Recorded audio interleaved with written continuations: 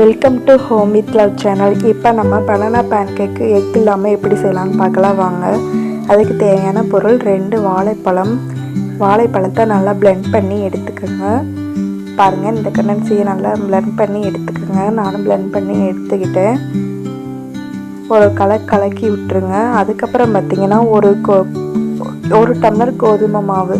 நம்ம 2 வாழைப்பழத்துக்கு 1 கப் கோதுமை மாவு கரெக்டாக இருக்கும். இப்போ பாருங்கள், 1 கப் கோதுமை மாவை நல்லா ஆட் பண்ணிவிட்டு இதில் எக்கும் சேர்த்துலாம், ஏன்னா பால் சேர்த்துலாம், வாட்டர் கூட ஆட் பண்ணிக்கலாம். நான் வாட்டர் தாங்க கொஞ்சம் கொஞ்சமாக ஆட் பண்ணுறேன்.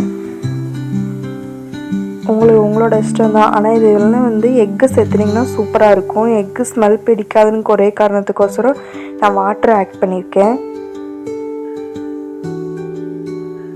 பாருங்கள், இது கொஞ்சம் தண்ணியாக இருக்கும். அதுக்கப்புறம் நல்லா கலந்து விட்டிங்கன்னா கொஞ்சம் கொஞ்சமாக சேர்த்து கலந்து விடுறப்ப கரெக்டான கண்டன்சி கரெக்டாக வந்துடும். பாருங்கள், இதுதான் கரெக்டான பதம். இது கூட பார்த்திங்கன்னா 1 ஸ்பூன் நாட்டு சர்க்கரை, 1/2 ஸ்பூன் ஏலக்காய் தூள், கொஞ்சம் உப்பு நல்லா சேர்ந்து கலந்து விட்டுருங்க. கலந்து விட்டதுக்கப்புறம் தோசை தவா நல்லா காஞ்சதுக்கப்புறம் 1/2 ஸ்பூன் நெய் சேருங்க. சேர்த்து நல்லா நெய்யும் சேர்ந்து நல்லா காயணும்.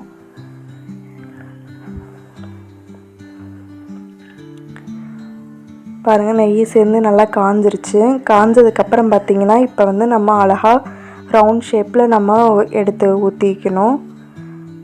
லைட்டாக மெல்லிஸாக ஊற்றுனீங்கன்னா போதும், பேன் கேக் இதாக இருக்கும். பாருங்கள், நல்லா வெந்து வந்துட்டுருக்கு.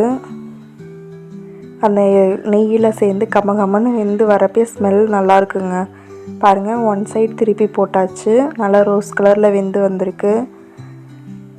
அதுக்கப்புறம் பார்த்திங்கன்னா இன்னொரு சைடு திருப்பி போட்டு பாருங்கள், சூப்பராக ரெடி ஆயிடுச்சுங்க பேன் கேக்கு.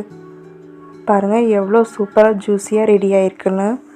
இது சாப்பிட்றதுக்கும் குழந்தைகளுக்கும் சூப்பரான ஹெல்த்தி கேக் ரெடி ஆயிடுச்சுங்க. இந்த ரெசிபி உங்களுக்கு பிடிச்சிருந்துச்சுன்னா மறக்காமல் நம்ம சேனலை லைக் பண்ணி, ஷேர் பண்ணி, சப்ஸ்கிரைப் பண்ணுங்கள். Okay, bye. Thank you for watching.